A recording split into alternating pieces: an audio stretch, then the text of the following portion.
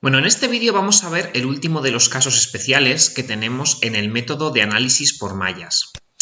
Es el caso especial de tener fuentes de corriente ideales, pero en este caso la fuente de corriente ideal que tendremos en el circuito forma parte de dos mallas, está entre dos mallas. En el vídeo anterior vimos el caso fácil, que es cuando la fuente de corriente pertenece solo a una malla. Ahora vamos a ver qué tenemos que hacer, qué particularidades tiene el análisis de circuitos cuando aplicamos el método de las mallas si en el circuito tenemos una fuente de corriente que pertenece a dos mallas. Vamos a verlo con un ejemplo, con este circuito que tenemos aquí. En este circuito que tenemos aquí, todo el mundo debería identificar que tenemos una fuente de corriente ideal. Sabemos que esta fuente de corriente es ideal porque en paralelo con esta fuente de corriente no hay ninguna resistencia. Por tanto, es una fuente de corriente ideal. Si vemos dónde está ubicada esta fuente de corriente, vemos que a diferencia del circuito anterior, esta fuente de corriente está entre las mallas 2 y 3. Por tanto, es una fuente de corriente que pertenece a dos mallas distintas.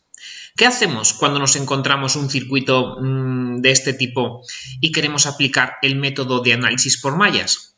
Bueno, pues lo que vamos a hacer es aplicar los pasos 1, 2 y 3 del método exactamente igual que el caso general que vimos en vídeos anteriores. Y en el paso 4 del método, lo que vamos a hacer es proceder del siguiente modo. En primer lugar, lo que haremos será plantear las ecuaciones de las mallas que no estén relacionadas con la fuente de corriente. En el ejemplo que tenemos aquí, esta fuente de corriente ideal pertenece a las mallas 2 y 3. Sin embargo, la malla 1 es independiente de esta fuente de corriente. Por tanto, lo que haremos será poner la ecuación de la malla 1 normal. Aplicaremos aquí la segunda ley de Kirchhoff, poniendo que la suma de todas las tensiones en esta malla es igual a 0. Así de sencillo. Si agrupamos términos, llegaremos en este circuito a esta ecuación que tenemos aquí. Bueno, pues primer paso hecho. El segundo paso lo que vamos a hacer es plantear la ecuación de la fuente de corriente común a las dos mallas. Es decir, vamos a poner el valor de esta fuente de corriente en función de I1, I2 o I3. Si os dais cuenta, esta fuente de corriente tiene un valor IG, que este valor será conocido, pues podrá valer 2 amperios, 4 amperios, 8 amperios. Tiene un valor de corriente IG que sube. Como la corriente que pase por aquí, que será IG, también la podemos poner en función de I2 y de I3, es decir, de las dos mallas a las que pertenece esta fuente. Si os dais cuenta, I3 tiene este sentido, I3 sube hacia arriba e I2 baja hacia abajo. Por tanto, la corriente que tengamos aquí subiendo la podremos poner también como I3 que sube menos I2 que baja. Pero esa corriente que sube nos la va a marcar precisamente la fuente de corriente, porque la fuente de corriente marca la corriente que pasa por toda la rama a la que pertenece. Por aquí va a pasar IG hacia arriba. Esto lo sabemos. IG, por tanto, será I3 menos I2. Bueno, pues aquí ya tenemos la ecuación de la fuente de corriente. Segundo paso hecho. Y el tercer paso, que puede ser el más raro, el más llamativo, consiste en plantear una ecuación conjunta para las dos mallas, entre las que se encuentra la fuente. En este caso, esta fuente de corriente está entre las mallas 2 y entre las mallas 2 y 3.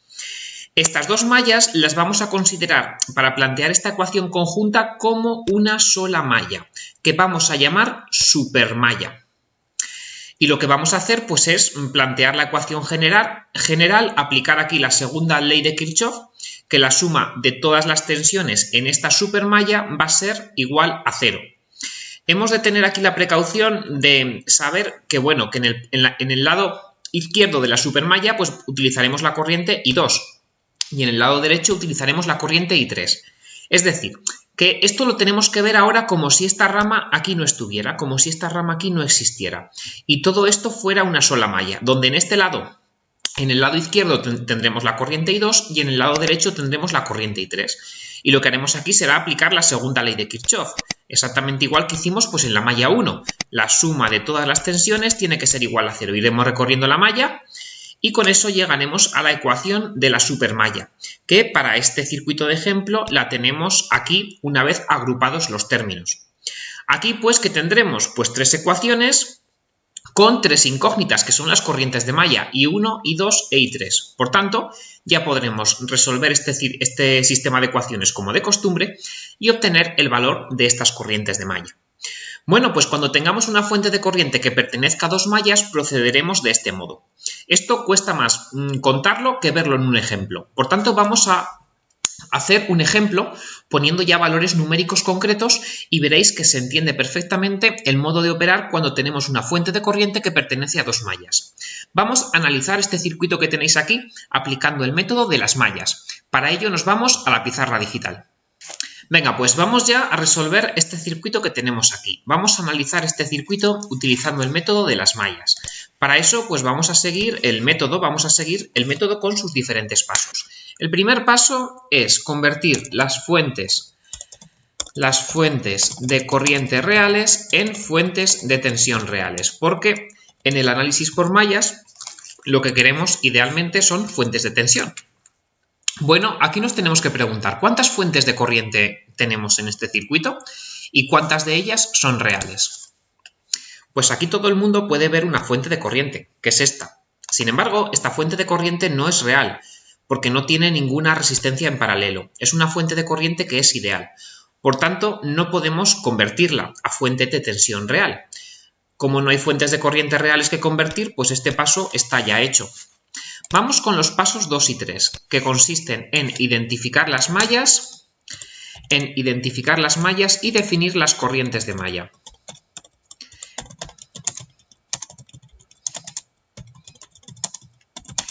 Bueno, pues todo el mundo ve que aquí tenemos tres mallas donde vamos a definir tres corrientes de malla. Por seguir el mismo patrón que en vídeos anteriores, a esta malla será la malla 1, definiremos la corriente I1, esta será la malla 2 con la corriente I2 y esta será la malla 3 con la corriente I3. Y ahora vamos ya pues con el paso clave del método de las mallas, que es el cuarto paso.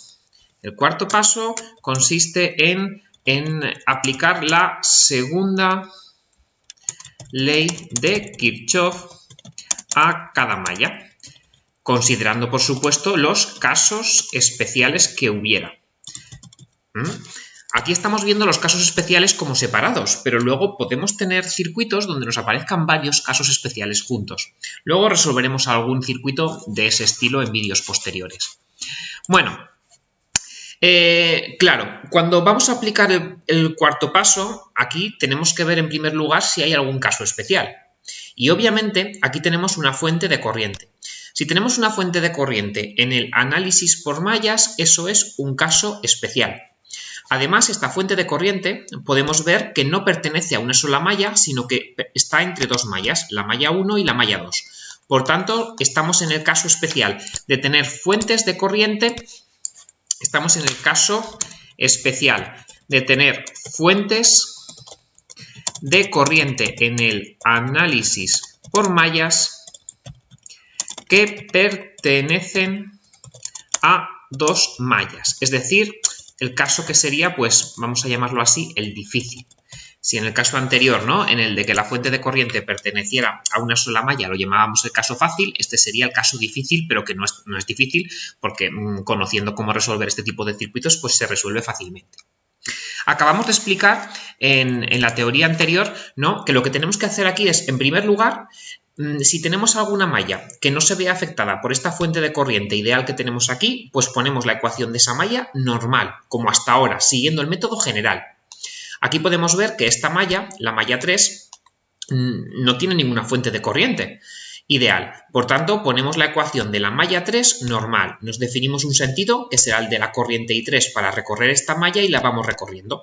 Y aplicamos aquí la segunda ley de Kirchhoff, que nos dice que la suma de todas las tensiones en una malla, que es una trayectoria cerrada, tiene que ser igual a 0. Pues vamos recorriendo esta malla. Yo empiezo por aquí, por ejemplo, y entro por esta resistencia de un ohmio y entro por el lado izquierdo. Entonces, bueno, pues pongo la tensión que tendríamos en esa resistencia de un ohmio. Para ello aplico ley de Ohm. Multiplico resistencia, que es un ohmio, por el valor de la corriente que pasa por aquí, que es I3. Pues por tanto, 1 por I3, que esto no es más que la ley de Ohm. Y a esto le sumo la tensión en esta resistencia, porque yo voy recorriendo la malla en este sentido. Y vengo ahora y entro por aquí. Entonces, como entro por aquí, tengo que poner la tensión en esta resistencia. Vuelvo a aplicar de nuevo la ley de Ohm. Yo sé que la tensión en esta resistencia será igual al valor de la resistencia por la corriente que atraviese esta resistencia de derecha a izquierda. Esta resistencia pertenece a dos mallas, a la malla 3 y a la malla 2. Por tanto, la corriente que pase por aquí será una combinación de I3 y de I2. Como yo quiero que el sentido de la corriente sea el de I3, es decir, de derecha a izquierda, veo aquí que I3 sí que tiene este sentido, sin embargo I2 tiene el sentido contrario. Por tanto, la corriente que pase por esta resistencia de 2 ohmios en sentido derecha a izquierda será I3, que tiene el sentido derecha a izquierda, menos I2, que tiene el sentido contrario.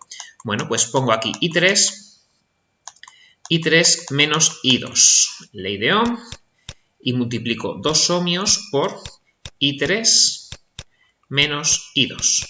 Y lo mismo hago con esta resistencia de 1 ohmio. Como entro por aquí, pues aplico la ley de Ohm y multiplico 1 ohmio por la corriente que atraviesa esta resistencia de derecha a izquierda, que será I3 menos, en este caso, I1, porque I1 tiene sentido contrario, entra por el otro lado, menos I1.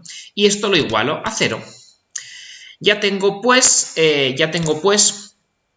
aquí lo que sería la ecuación de la malla 1, que es una malla que no se ve afectada por esta fuente de corriente ideal que yo tengo aquí. Ahora ya no tengo más mallas, no tengo ya más mallas no afectadas por esta fuente de corriente ideal. Pues lo que tengo que hacer ahora es seguir el método. El método me dice que lo que tengo que hacer ahora es relacionar la corriente de la fuente ideal,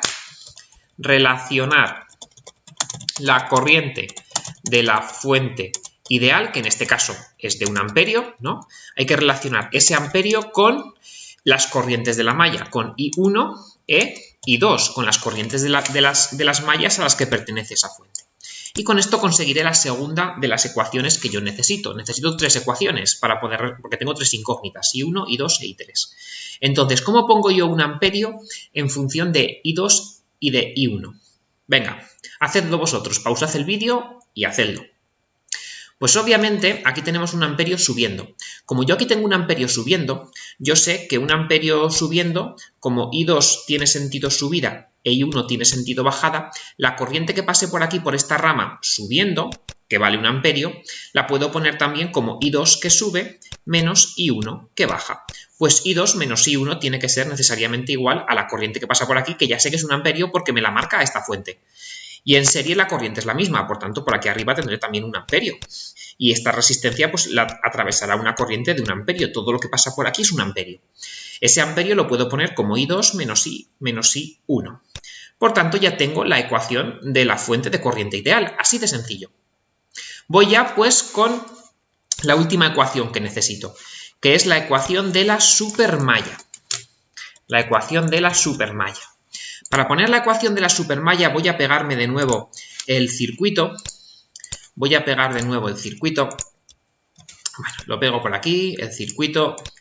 Bueno, voy a eliminar el enunciado, que ahora no me interesa, ya lo conocemos. Y, bueno, pues esto, me pego de nuevo por aquí el circuito, ¿vale? Entonces, bueno, para poner la ecuación de la supermalla, yo lo que tengo que hacer...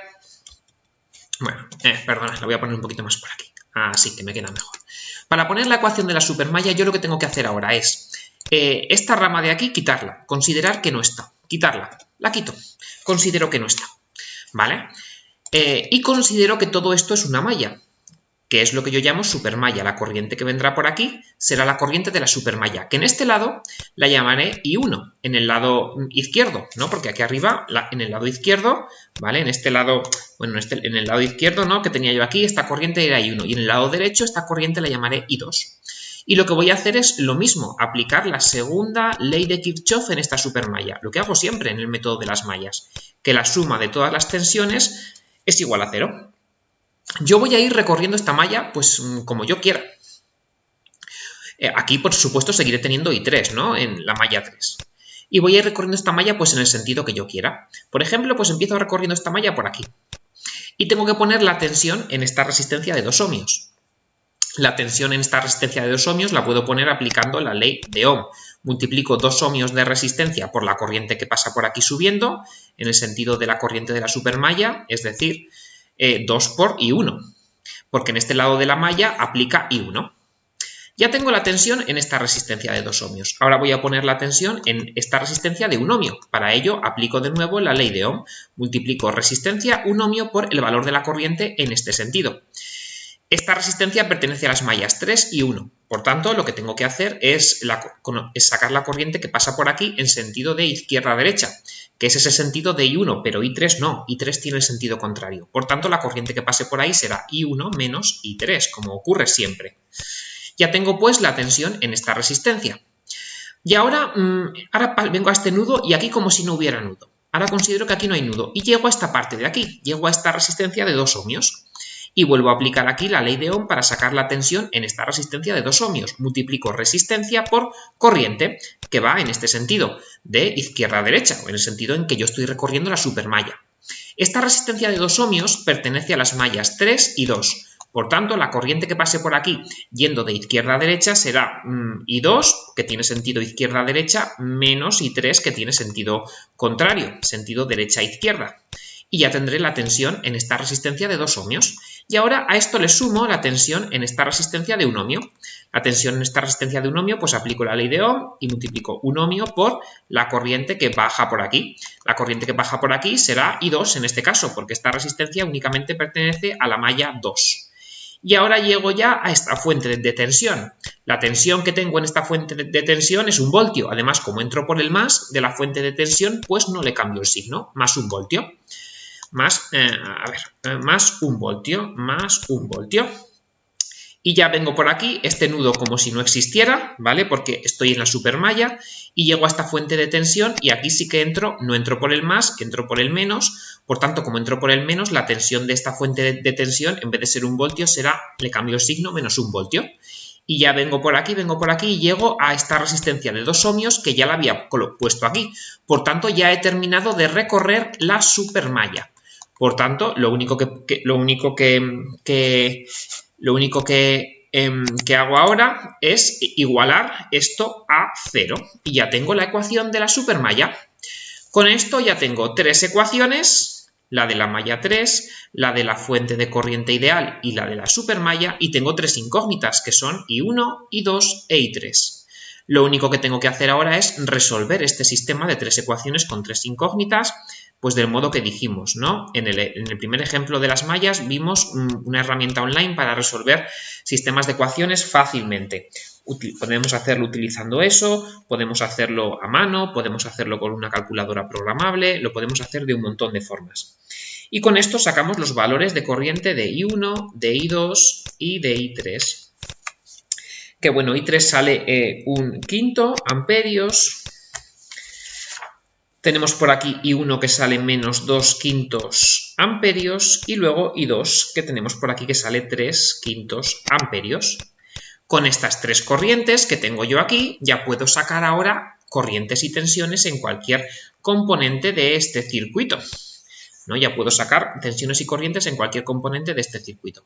Puedo sacar, pues por ejemplo, la tensión en esta resistencia multiplicando I3 por 1 ohmio, la tensión en esta resistencia multiplicando 2 ohmios por I2 menos I3 si pongo el más de la tensión en este lado.